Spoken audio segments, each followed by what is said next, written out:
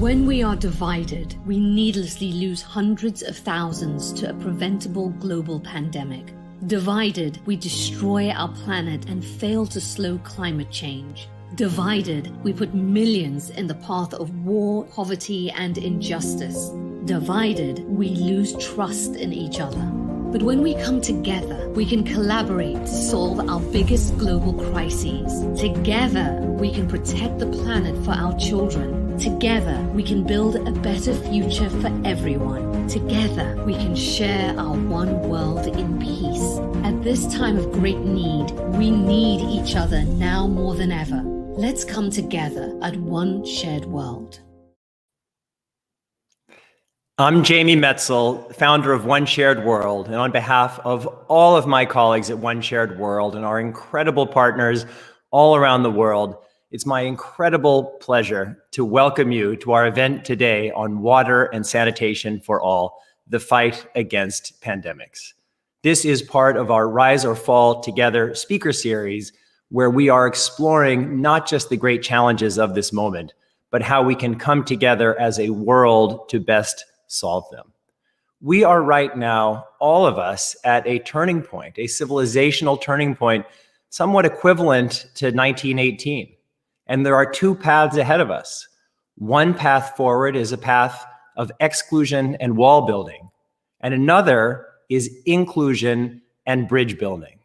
Only that second path can allow our species and all of us to thrive. That's what OneShared.World and our whole community is all about. OneShared.World was formed in the earliest days of the pandemic out of a recognition that if we just solved COVID-19 but didn't address the broader issue of pandemics, we would be jumping out of the frying pan and into the fire. The same is true if we address pandemics, but not climate change or ecosystem destruction or proliferating weapons of mass destruction or global systemic poverty and inequality. Only by coming together to solve our greatest common challenges together will our species be able to thrive. Because our concept, our idea that we all share, that we need to build a new framework for global collaboration and problem solving based on the mutual responsibilities of a recognition of our deep interdependence, can't be abstract. It has to be made meaningful by solving very real problems that address the needs of very real people. And that's the lesson that this virus teaches us. We are all connected. If the virus grows and mutates anywhere, it threatens people everywhere. Addressing the urgent needs of the world's most vulnerable populations, therefore, isn't and can't be seen as just charity. It can't be seen as wealthier people helping poorer people. That's not the right framework. It must be seen as it is, as the best and smartest investment we can all make in building a safer world for everyone. We are all safer when the urgent needs of the world's most vulnerable populations are addressed. And that brings us to our topic today of water and sanitation for all. We have actually coined a new term. It's a compound acronym connecting WASH, water, sanitation, and hygiene, and PAP, pandemic protection. And we believe that those words are more connected than they ever have been before. Addressing WASH isn't just about helping poor people. It's about coming together to build a safer world. The estimates are from Cambridge University that the cost of COVID-19 will be about $82 trillion over 5 years. What tiny fraction of that would we need to spend in order to build a safer world for everyone, to build a more resilient population that made us all safer? At OneShared.World, we believe we must have a systemic response to this systemic problem. That's why our WASHPAP campaign has focused on addressing this issue at every level, and we're going to explore all of them today. On a popular level, WASHPAP and the absence of it are experienced by very real people on the ground, and we're going to hear and see more of that when we connect with the amazing Shah Chaudhary and people in Bangladesh. And as part of the response, we also need to have a popular engagement. And that's why OneShared.World is partnering with Avaz to reach out to many, many millions of people around the world at all levels and all backgrounds, inviting them to join this campaign. And certainly, I hope over the course of our conversation today, everybody will go to our OneShared.World/WASHPAP campaign page and look at the campaign, look at our reports, our petition, everything else that we're doing to drive attention and awareness and action to address the urgent needs of these most vulnerable populations. Civil society is also an essential part of this effort. And that's why we've reached out and connected to more than 100 civil society groups around the world who are working in these areas. And together, we have developed an outline plan for how safe water, basic sanitation and hygiene, and essential pandemic protection can be provided to every person on Earth by 2030. This is a fully achievable goal. And that brings us to the third part of our outreach, which is to governments. Governments play an essential role in our world today, and they can be an essential part of solving these kinds of problems. G20 leaders are meeting less than 2 weeks from now, and G20 represents about 84% of all of the world's wealth. We believe that in the context of this pandemic, there is a historic opportunity for the G20 to make a very strong statement that the only way we can each be safe is if we are all safe. And we have some very specific proposals on how WASHPAP can be the cornerstone of this kind of campaign. But this isn't about any one person, any one group, any one government. It's about the world coming together. And that's why, unfortunately, for everybody who is listening all around the world, this is a dialogue. We have amazing speakers, Shah Chaudhary, Jack Sim, Minister Suresh Prabhu, who you'll hear from in just a few short moments. But we are all speakers. We're all leaders. And so if you are here, we need you. The world needs you to think of yourself as a primary actor. We need you to be part of our conversation today. And that's why if you have any thoughts, any suggestions, certainly any questions, and we're going to be fielding your questions a little bit later, we hope you will add them to the chat function wherever you are watching. There are people on multiple platforms, on Twitter, on Facebook, on YouTube. In any of your chat functions, if you add a comment or a question, we will receive it, and that will be part of our conversation. And at the end of our time today, a little less than an hour from now, we are going to be joining in breakout sessions that will be moderated by Annie Forsheimer, Nell Douglas, and Catherine Elias, where everybody will be invited to speak and to participate, because this is ultimately about participation. It's about joining, because the only way we're going to be able to build one shared world is together. And the only way we're going to do that is with inspiring leaders who can help make the impossible possible. And that's why it's my great pleasure to welcome to the stage Minister Suresh Prabhu. Minister Prabhu is a member of Parliament and the former Minister of Commerce. He is also the current Minister for G7 and G20, known as a Sherpa. And if you have any doubts about his brilliance, we can also add that he has not one, but 2 PhDs, which adds a lot of pressure. So Minister Prabhu, Suresh, thank you so much for joining us. And thank you especially to our friends at ICRIER, which is not just one of India's premier think and action tanks, but one of the world's premier think and action tanks for making your presence possible. Minister Prabhu, again, welcome. Oop. And Mr. Prabhu, I think you're maybe on mute. So thank you very much and for inviting me to be part of this one world, because we believe in different parts of the world. But if you start believing that this world doesn't belong to us, then we have a serious problem.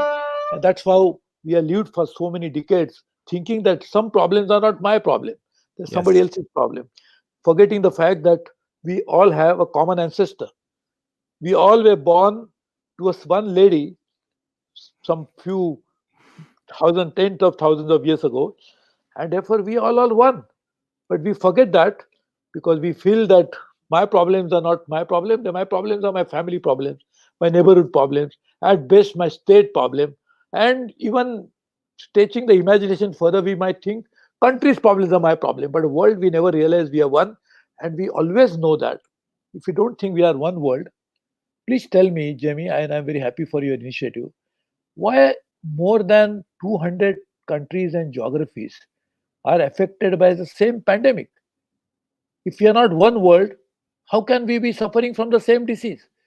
How can we get affected by the same virus? And why are we struggling to find out the same vaccine which can cure all of us? That means we are accepting the fact that we are part of the one world. But when we face challenges to ourselves, we want to be associated with the world, thinking that the whole world can solve my problem. But what about those who could never become part of this world? These are the people whom you are really targeting, and I'm very, very happy and congratulate you. More than 2.2 billion people lack access to water. I think that's UN saying. More than 4.4 billion people, almost double that number, are the ones who have no access to secure toilets. And all of this has a huge consequences on human life, the lives of those who cannot even dream of sitting at home and even thinking that the biggest luxury for them is to get a glass of clean, potable drinking water. So, therefore, I am very happy that we are talking about it and not just talking about it. You have brought a lot of people together on the same platform, and I really congratulate you. And let me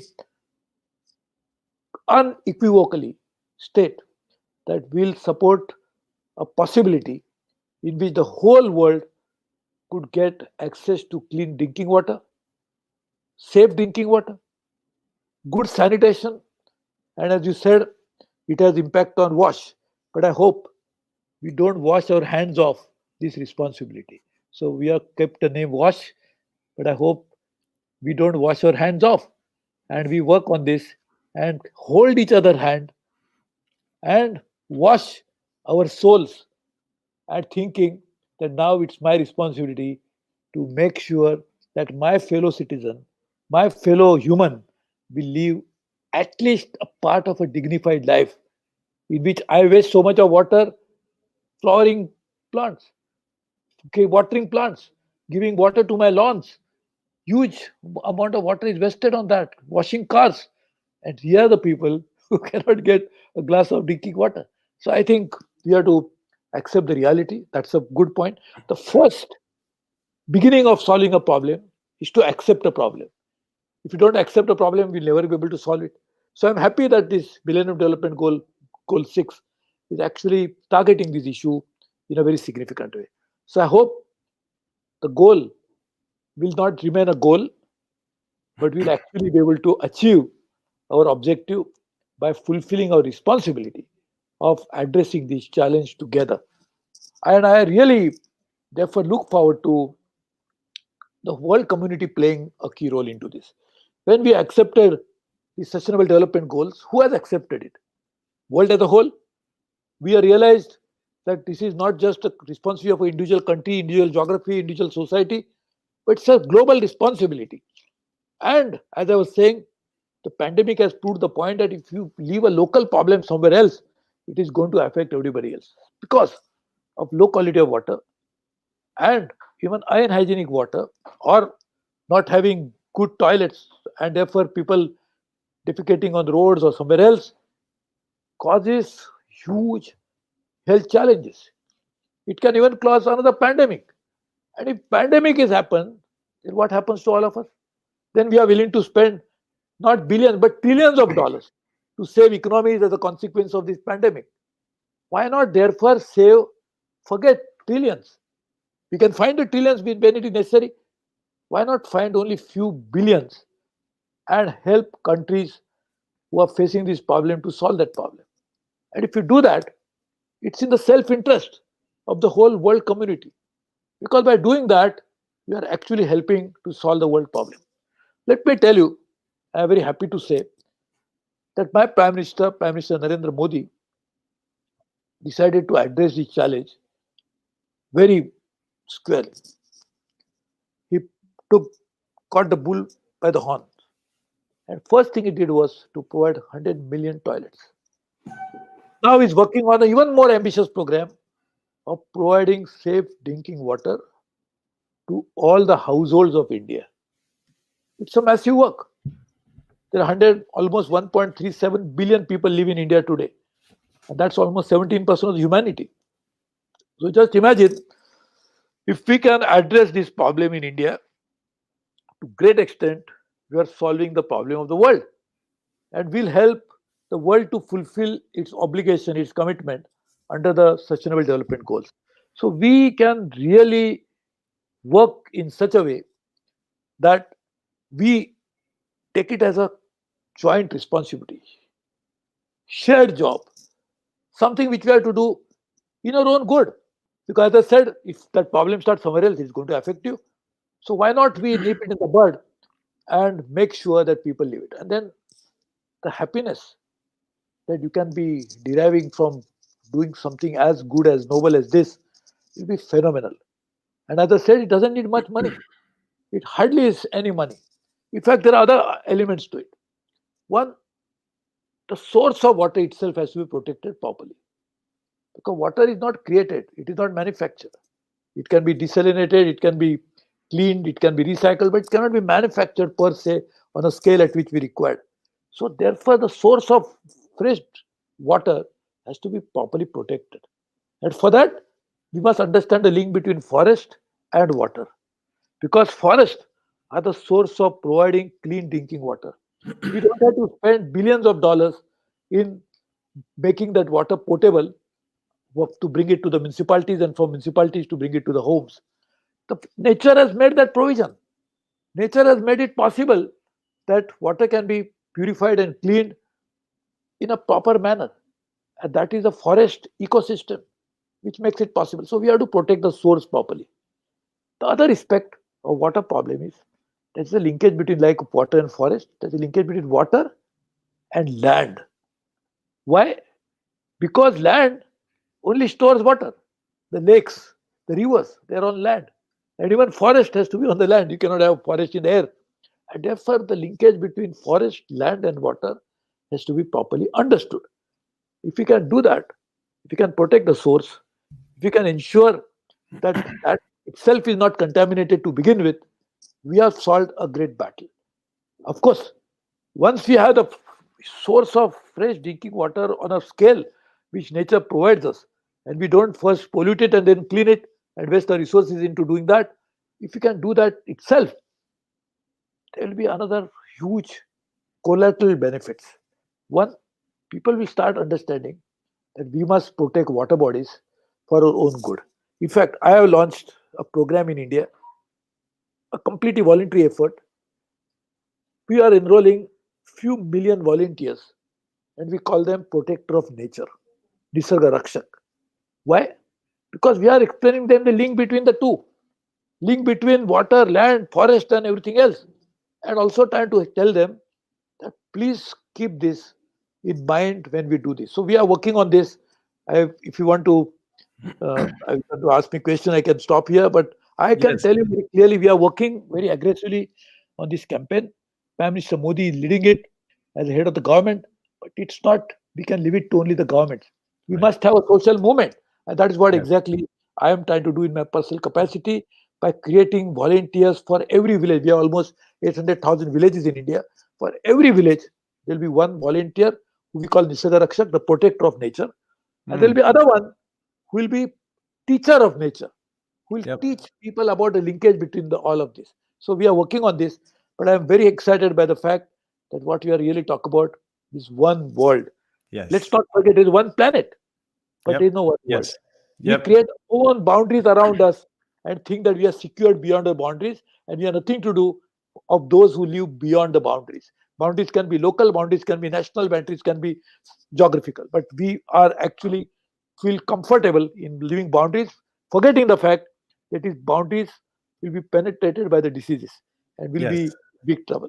Yes. So thank you. We could not have said it better. What you have said, it embodies everything that we stand for. We know it's what you stand for.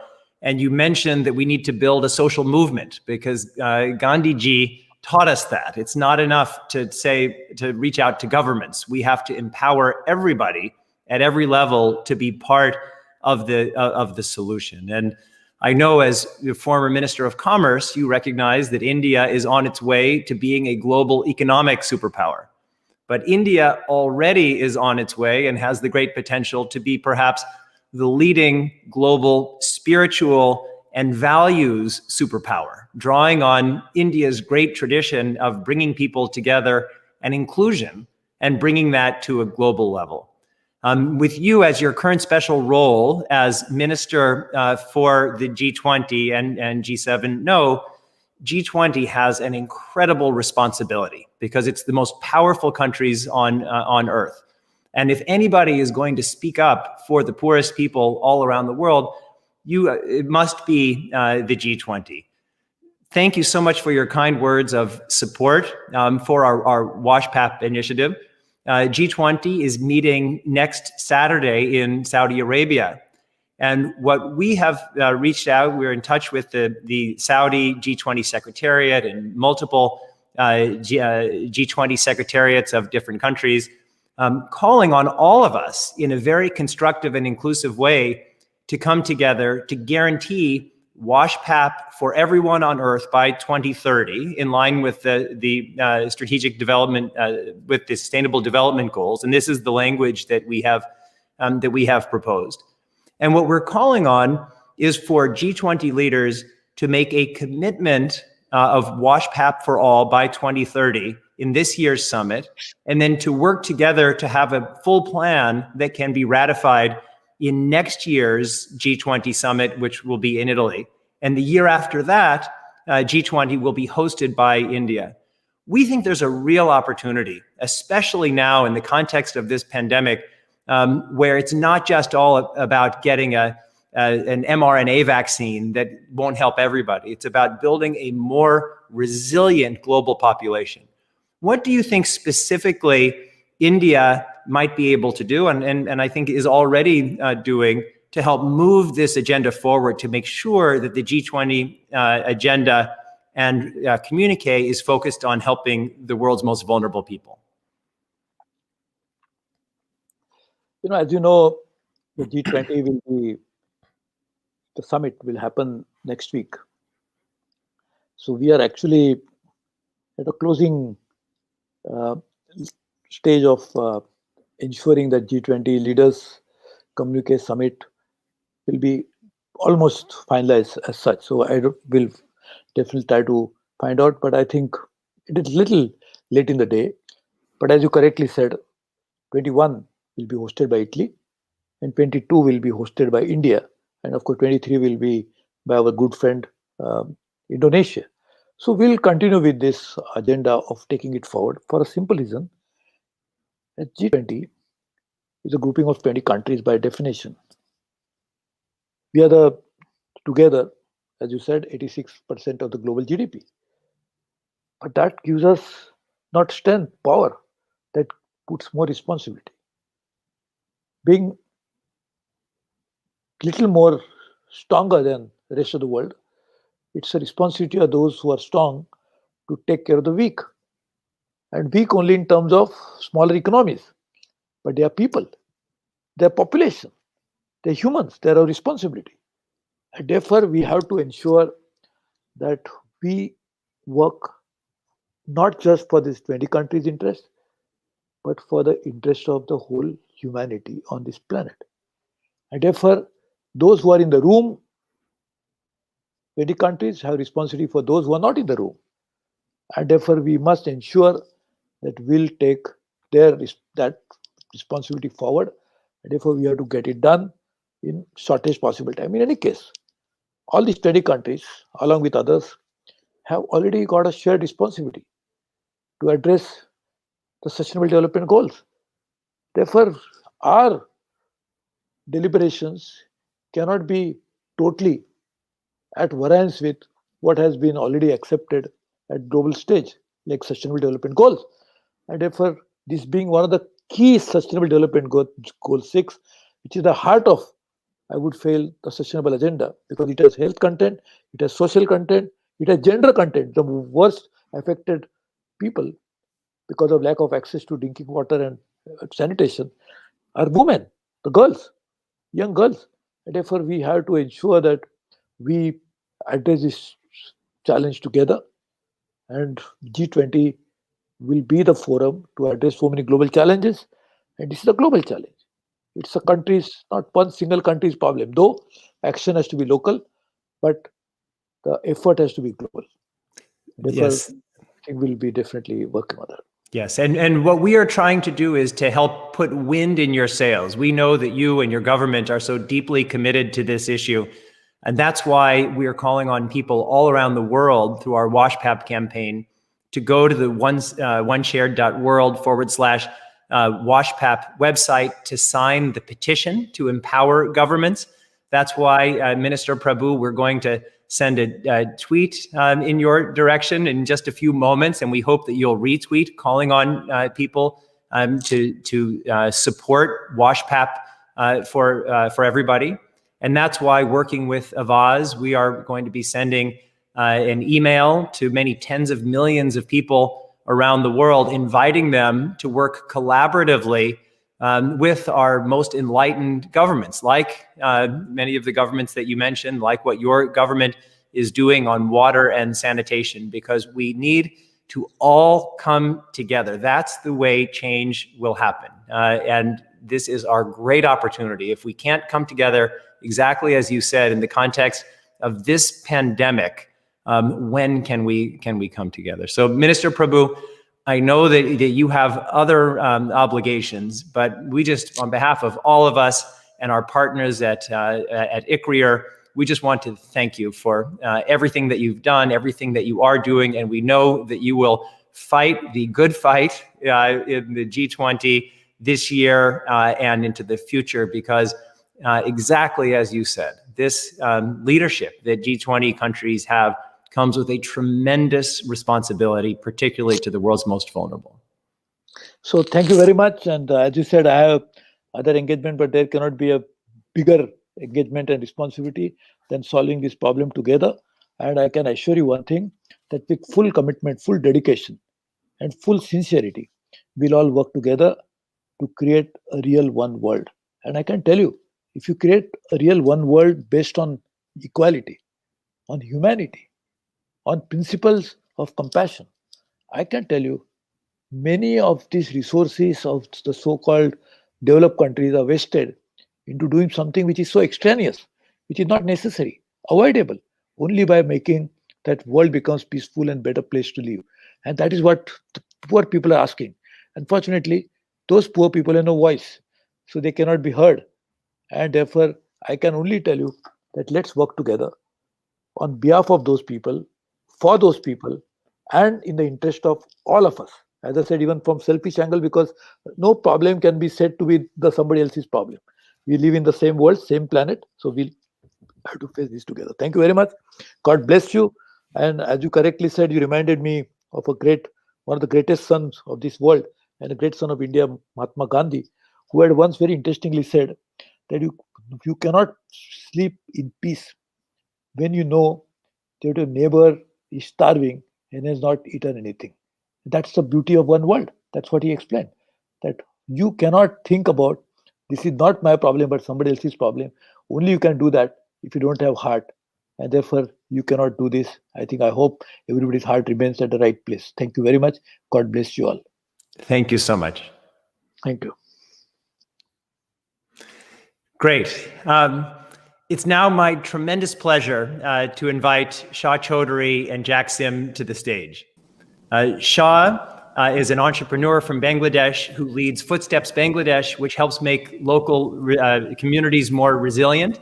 Jack, as many of you know, is the founder of the World Toilet Organization, both of whom are great leaders at different levels. So before I Before here they are. And I'm going to have a conversation, first a short question for Shah, and then with Jack. But before I do that, I'd like to introduce each of them with a very short video. So let's run the video that gives us a little bit of background on Shah and Shah's work.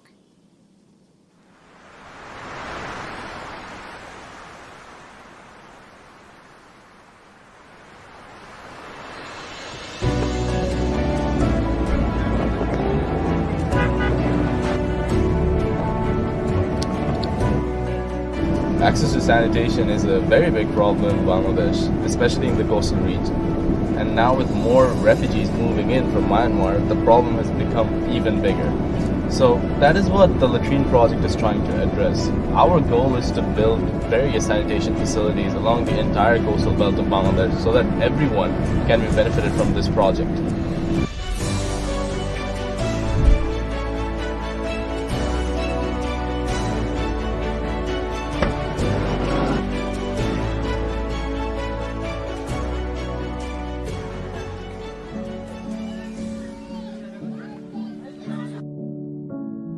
আপনারা যে টয়লেটগুলো দিচ্ছেন আপনাকে ধন্যবাদ। 20 ফ্যামিলিতে একটা যদি ব্যবহার হয়, 100 ফ্যামিলি যেখানে আসে সেখানে আরো 60টা দরকার। ময়লা আবর্জনা পোকামাকড় এই জন্য আমরা অসুস্থ করে গেছি। যাই ব্যবহার করবে ওরা সুস্থ আছে। গোসলের জায়গাটা আমাদের প্রয়োজন হয়েছে, ওইটা দরকার। 2 মাস পর মনে করেন পানির অভাবে চলে যাবো। আমাদের যেতে হবে পাহাড়ের ভিতরে, যে এই গর্তর মধ্যে যতগুলো পানি আছে ওই পানিগুলো নিয়ে আমাদের ব্যবহার করতে হয়। মনে হয় এটা যদি পারলে আমাদের সমস্যার সমাধান হয়।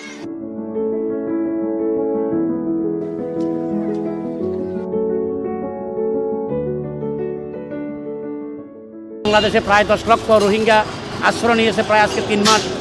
এই রোহিঙ্গাদের আবাসন সংকট, পানি সংকট, স্বাস্থ্য সমস্যা এবং বিশেষ করে এই যে শীতের মৌসুমে শীতে প্রচুর কষ্ট পাচ্ছে মানুষ, এবং গভীর নলকূপ ছাড়া বিশেষ করে এই নয়াপাড়া ক্যাম্প থেকে শুরু করে উনসিপ্রাং পর্যন্ত এই প্রায় 4 লক্ষ মানুষের মধ্যে কোনো অগভীর নলকূপে পানি আসে না। একটা টয়লেট 100 জন পর্যন্ত ব্যবহার করে। এই যে টয়লেটে ঘন্টার পর ঘন্টা দাঁড়িয়ে থাকতে হয়, সেই জন্য অধিকতর বিশেষ করে স্বাস্থ্যসম্মত টয়লেট খুবই প্রয়োজন তাদের জন্য। কারণ ইতিমধ্যে যে সমস্ত প্রতিষ্ঠান টয়লেট দিয়েছে সবগুলি একদম অস্থায়ী, এবং 1 মাস 1.5 মাসের মধ্যেই এগুলি ময়লা জাম হয়ে গেছে এবং এগুলি পরিষ্কার করারও কেউ নেই, যে কারণে হাজার হাজার টয়লেট পড়ে রয়েছে যেগুলি মানুষ ব্যবহার করতে পারে না। স্বাস্থ্যসম্মত টয়লেট ব্যবহার করার জন্য আমি সকল স্বেচ্ছাসেবী প্রতিষ্ঠানের প্রতি বিশেষ করে দাবি জানাচ্ছি।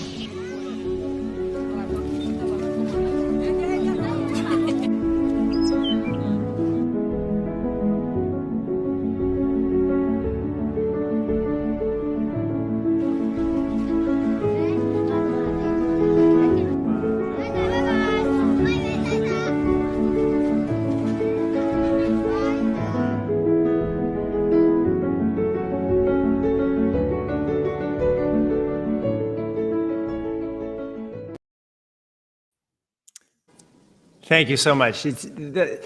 That video is really important for what we're doing today, because there's the big abstract number of 3 billion people who don't have access to basic sanitation, but every one of those people is one of the people like we saw in the video. And so, Shah, by the way, first, huge congratulations to you. One of our partners in this event is AFS, American Field Service, and I know you just received the prize for Young Global Citizens. And because OneShared.World is in many ways a global youth movement, we congratulate you, and certainly on behalf of all of us and our partners with AFS. So one question for you, and then I'm going to intro Jack and show his video, and then we'll have a conversation together. We just heard from Minister Prabhu about about the important responsibility of governments and the G20 to help solve this problem of water sanitation, hygiene, pandemic protection, which is a global problem with individual local manifestations. But these are systemic problems, so they need to be solved top down, bottom up, outside in. In your work with people on the ground, on the front lines of this problem, what are the lessons for how the voices of people on the ground can be heard? Because I'm imagining that they have a lot of ideas for how to solve this problem. They just don't have the tools and aren't empowered to have those voices fully heard. So what are your lessons from working on the front lines? All right. Thank you, Jamie, first of all, for inviting me to this session. I've been working on WASH for the past 5 years, so being over here with you guys is allowing my voice to be amplified, and not only my voice, but the people that I work for their voices to be amplified. I think like when it comes to WASH, like especially Goal 6, UN SDG Goal 6, which is access to universal safe water and sanitation, I couldn't agree more with Minister Prabhu over here. In the case that, first of all, what happens on the ground itself is so much different from what we see on television or read on newspapers. It's because the problem on the ground is much more complex and requires more elements to be involved. See, WASH itself is something which is interconnected with other social issues and results and can be a symptom for other socioeconomic problems. Like, for example, I'll share some examples in this talk. One is like when I was on the ground, I remember like seeing people walk for miles and like stand in line for hours to collect 5 liters of water. And most of these people were women and children. So the gender equality issue comes in where the women have to spend at least 4 to 5 hours a day just to collect water over there, where they can use that time for other productive type of work. In a similar fashion, a lot of kids cannot go to school or like miss school because of drinking contaminated water. They fall sick, so they cannot get the education that they require to overcome their poverty barriers in that way. Same way for productivity, because of the increased amount of waterborne diseases from drinking contaminated water. What happens is many people, when they go to work, they have low productivity rates. And another thing is like with the solution itself, how it was mentioned that trillions or billions of dollars are being invested into SDG 6, right? But we're not seeing that level of impact. And I believe the approach needs to be a bit more different, because when it comes to traditional approaches, what happens is an organization or a governmental body, they will set up a WASH facility, be it a drinking water station or like a latrine system in a community, without even communicating with the community first. So what happens, the community is in shock about what's happening. And after implementing the project, they leave right away. So the community doesn't know on how to like maintain these projects in the long run. So what happens is after 6 months or like 5 months, the project fails. So that's like a waste of money over there, right? Because the community has not been empowered through the solutions that have been made. So what we do here at Footsteps is we first go into these communities, we learn about the problem from themselves. And the main part is we try to hear what ideas they have as well. We try to hear what's their input, what's their feedback, and then we try to mix in our solution with their own solution and create like a super solution in that way. So what happens by doing that, we're creating accountability for these communities. The communities feel like whatever we're doing is a part of their idea. So they feel more of a responsibility to maintain it in the long run, instead of like some foreign goods coming into their territory in that way. So this is something that needs to be done, the approach itself, because if we are working more towards like providing aid or providing resources without proper training, we're actually contributing to the problem even more by making these communities more aid dependent. What our goal should be, what our approach should be, is to transition or transfer these community mentalities from an aid dependent one to a self-reliant one. And by doing that, what will happen is not only in terms of WASH, but other challenges as well. We can utilize the solutions for WASH to empower communities to become more self-reliant and resilient in the future, and hopefully achieve SDG 6, which is universal access to safe water and sanitation. That's really, really great, Shah. And I think what you said about super solutions, it's essential. Because this can't be, we certainly want governments to play a much bigger role in solving these problems. But if it's just governments, if we aren't empowering local communities, then we just won't be able to succeed. One of the core mantras of OneShared.World is power with, not power over. And certainly we think about that in terms of governance, but it also has to be, that has to be the case in solving problems, because there is no top-down solution and there's no bottom-up solution there is an everything solution, a super solution, exactly as you say. So thank you so much for that. And now we'd like to go to the amazing Jack Sim, who, as I was saying just before we started, if I had known he was going to wear such an exciting shirt, I would have dressed much better. But Jack is just an incredible visionary and entrepreneur. And he's a visionary and entrepreneur not just about how we think about the strategies for solving problems, but the culture for allowing those problems to be solved. So before I ask my first question to Jack, I would like for us to have a look at Jack's exciting video. Yeah, man, without a toilet, Muji can select hey. About 2 billion people lives like that anyway. They squat, do the business, that's it, man. La mer, tawa goto, excrement. Shit goes down in the water, man. People use that. That means disease about to happen, man. That's too bad. I'm not trying to disgust nobody, but y'all must know. Cause in life, when you got to go, you got to go. Told my homies, yo, we gon' make a hit, huh? We gon' make a hit while we're talking shit, hey. Take a sip, shit, this shit is lit. Bet yung manggigit, kaya like did you beat it, woo. Told my homies, yo, we gon' make a hit, we gon' make a hit while we're talking shit, hey. Take a sip, shit, this shit is lit, yeah. Bet yung manggigit, kaya like did you beat it, yeah. Talk about it, talk about it, yeah. Talk about it, talk about it, yeah. Talk about it, talk about it, yeah. This gon' be the only song you hear me talk about shit.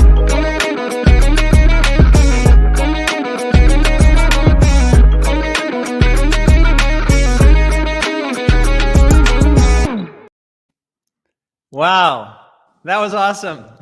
So, that was just great.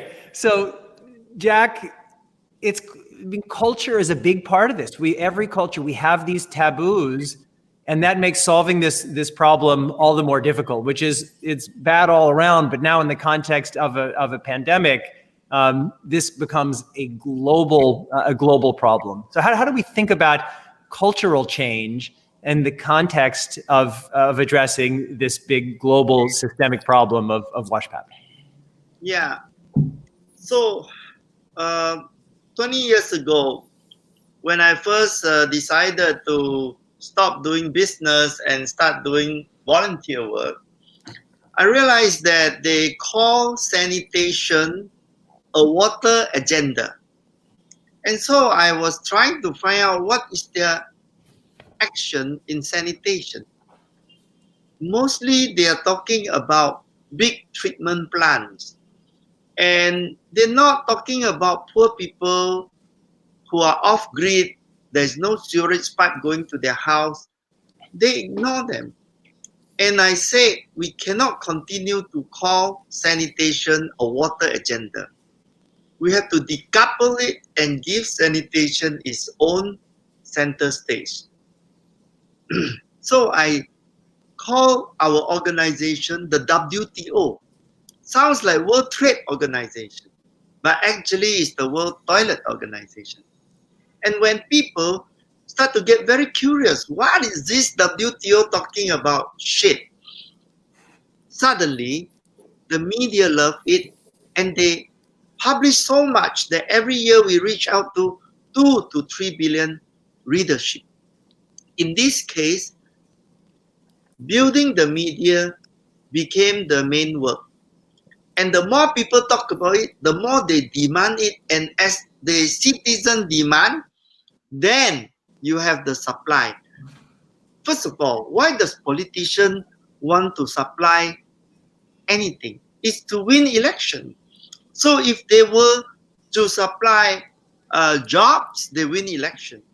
They supply water, they win election. If they supply toilets, it must be because people want it. If people want it, they will provide it because they want to win election. Now, how do you make a toilet a subject that is palatable? Any subject that is a taboo is newsworthy because it's never spoken before. Therefore, I went and do crazy things like wrap around my body with toilet paper, look like a mummy. And so the kind of language is calling a spade a spade. And when people laugh, they listen. And after they listen, they take action and they demand for the toilet. So this video that you have seen is the first time I've ever done a hip hop production. I don't know anything about hip hop music. So I asked my daughter, what is hip hop music? Because I want to reach people now. And she just sent me a few songs and I say, okay, we're going to make this. And I found an Indonesian hip hop singer, Sekoji. And then I think we have to tell people the way they understand. Yeah, I think it's just, and by the way, we had a message on Twitter calling it the best video ever. So really, this conversation, it's just so important. Really, what we're trying to do is think of this, addressing this challenge on every level, and that's so important. I've just gotten word we have 158,000 viewers of this event all around the world, and then we're going to be sending it around afterwards. So we're really excited about that. Again, as I said in the beginning, anybody who is participating anywhere in the world, we want to hear your voice. We hope you'll type your questions into the chat, whatever platform you're on. If you put it into the chat on YouTube, on Facebook, on Twitter, we will receive it. We hope that everybody will go to the OneShared.World/WASHPAP homepage, and there you'll see our petition calling on G20 leaders to guarantee WASHPAP for everyone by 2030. As Shaw said, this doesn't mean that they're just going to do it. We're calling on them to just do it alone and we sit back. It means we need a super solution that thinks on every level, that empowers people, that thinks about culture, that helps ensure that the people on the front lines have voices that can be heard. Again, power with, not power over at every level. So we hope you'll go to the OneShared.World site, sign the petition, and we've put together our outline report of how this can be achieved. This is not some pie in the sky pixie dust. This is a fully achievable goal for humanity. Water, sanitation, hygiene, pandemic protection, it should just be the basic ingredients that every human is entitled to by nature of being a human. So we hope that you'll do that. And we hope that on social media, everyone will help spread the word. We have our hashtags, WASHPAP 2030, OneShared.World, Rise or Fall Together, and Share the Water. And we hope that everybody will do that. And on the OneShared.World/WASHPAP site, there is everything you need to know to tweet at the Saudi G20 Secretariat, to reach out to the leaders in your countries. We all need to be empowered. We all need to come together to solve these problems together. So my question for you, Jack, is how do we think about, I mean, you're in the business of coalition building, reaching others, different civil society groups, reaching out to governments. How do you think we can think about building this kind of broad and inclusive coalition? I think it is the last 20 years, I have been dedicating my life for this sanitation cause. So I end up being called Mr. Toilet, right? Mm-hmm. And I think that people have to realize, and government will make their calculations. It's not just to tell them, you got to do it. We have to tell them why it's so smart for you to do it. Because I will tell you the story of Singapore. When Singapore was a very poor country, having a GDP of $500 a year per capita. We don't have money to build hospital, employ doctor and nurses. And therefore, the only money we have is to prevent people from being sick, and which is to solve the sanitation and drinking water issue. Because prevention is so much cheaper than cure. And so, as we prevent the disease from happening, having clean toilet and clean water, we save so much money that our country, people became productive, investor come in, create industry. Today, we are the 4th richest per capita in the world, from $500 to 4th richest per capita. Why? Because we solved the water and sanitation issue. It is the cheapest medicine in the world, the toilet. Now you think, in the world, every year there's about 1.6 million people die of diarrhea. Nobody wants to talk about it. There's no lockdown, nothing. COVID kills 1.3 billion people, less than diarrhea. The whole world shut down. Aeroplane cannot fly, and restaurant and pubs are closed. Why? Why the diarrhea death is not a panic and the COVID death is a panic? I'll tell you the answer. It's because poor people die of diarrhea and rich people don't die of diarrhea. Diseases that affect poor people are unspoken. This is where your OneShared.World have to really tell people, not morally, but actually intelligently, that you do this, you're a smart politician. You know how to budget properly. You know how to get people out of poverty. I think that's exactly right, and that's why we have decided to focus on WASHPAP as our signature first issue that we're exploring, to make the point about interdependence. That interdependence isn't some abstract, nice thing that we can sing songs about, although I hope we do sing songs about it. It's the most practical way of solving problems. It's the smartest investment that we can make. I said in the beginning, $82 trillion of economic loss from COVID. And the way we fight COVID is to fight the virus and to make the host more resilient. We humans, as a species, we are the host. So last question will go to you, Shaw, and it comes from one of our participants who asks, how can individuals hold world leaders accountable for responding to WASHPAP needs? And I'll add to that, for the communities in Bangladesh that you are working with, if you thought that, then we'd love to hear actually from them, and so we hope that we can video some of their thoughts as well in the near future. But there's a message to G20 leaders who are, again, meeting next Saturday about what is their responsibility and what they need to do. Shaw, what do you think that message would be? So thank you, Jack. So I think the message over here, because we're speaking right now, but they are not being able to be here and share their thoughts, and that's usually the case with people in the last mile communities. They do not have access to the resources or people who can actually, organizations who can make a difference most of the time. So from my experience in the WASH sector, talking to these people, working with them over the years, one thing that I've found is they have tremendous potential.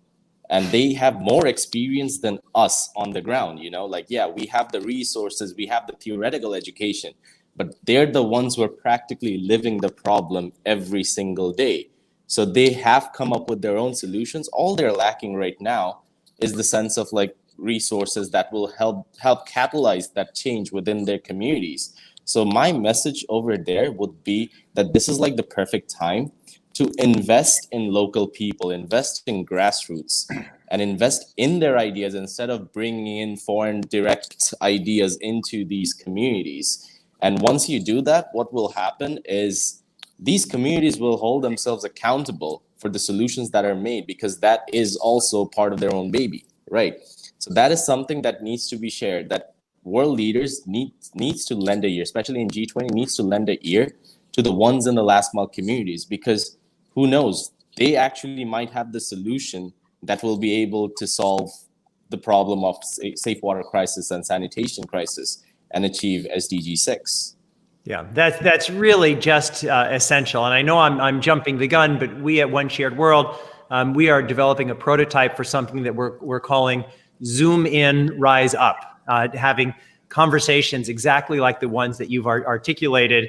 And so we are very shortly going to be reaching out to you, Shaw, and to AFS to partner with us, because we want to make sure that we're amplifying the voices of these actual people. And we need a little infrastructure, and we're building that. So we're really excited about that. So we're nearing the end of the first phase of this process, but we are also just beginning. I know we're receiving lots of great comments from people through the chat, and we're about to start our breakout sessions where everybody is a speaker.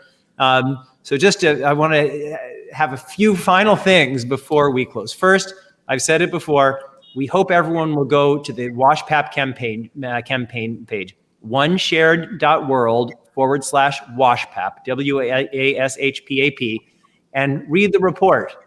Sign the petition calling on G20 leaders to guarantee WASHPAP for everyone by 2030.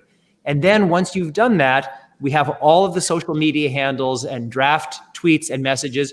Reach out to the Saudi G20 Secretariat. Reach out to Minister Prabhu to thank him for his just incredibly important remarks. Reach out to leaders in your country and in other countries. This is really a combined effort. And again, it's charitable, but this isn't charity. This is investing in a safer world for everyone. But because we recognize that social media outreach needs to be engaging, we are also launching what we're calling the Share the Water campaign with the hashtag Share the Water. And we're calling on everybody to add your videos to that. But now we're going to have an example to see what Share the Water is all about. If we could.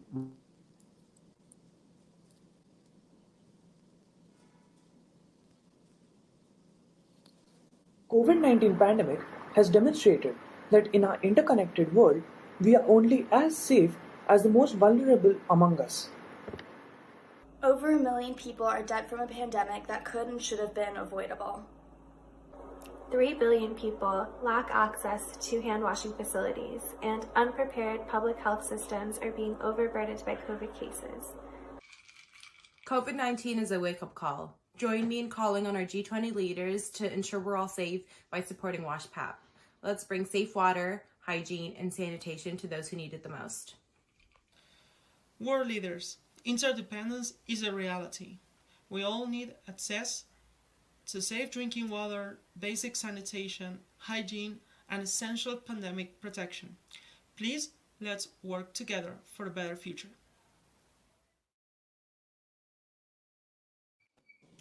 So we hope that everybody who's listening, just record your video on the phone. Just you saw how you do it. You take the water on one side, you make your sentence, and you pass the water on. And we're going to pass water all around the world through social media. Again, you can learn all about it and about how to submit your video on our website.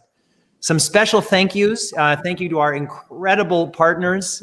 We are building a coalition.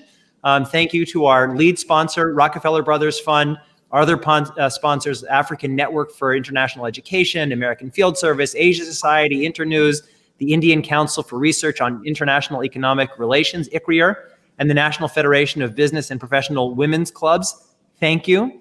Thank you so much to the absolutely incredible OneShared.World team. I would sing the names of everybody, because the amount of work and heart and soul that our team puts in is just, it's my greatest inspiration. So thank you to all of you.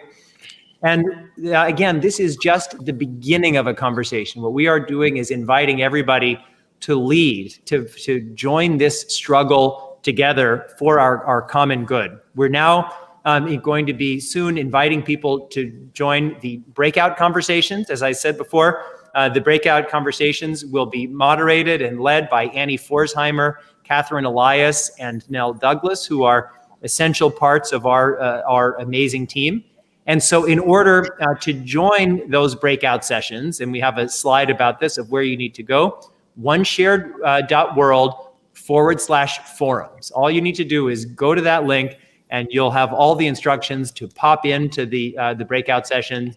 Last time after the Global Interdependence Summit, we had just some amazing conversations. We really want to hear from everybody. Thank you to our incredible speakers, Suresh, Shaw and Jack, really representing, I think, three just essential perspectives on every level. And I liked what Shaw said, super solutions. We need to bring everybody together. This isn't top down. It can't be just bottom up. It has to be everybody together, because the only way that we are going to build one shared world is together in every way. So thank you to everybody. Please go to the breakout sessions and we will see you there.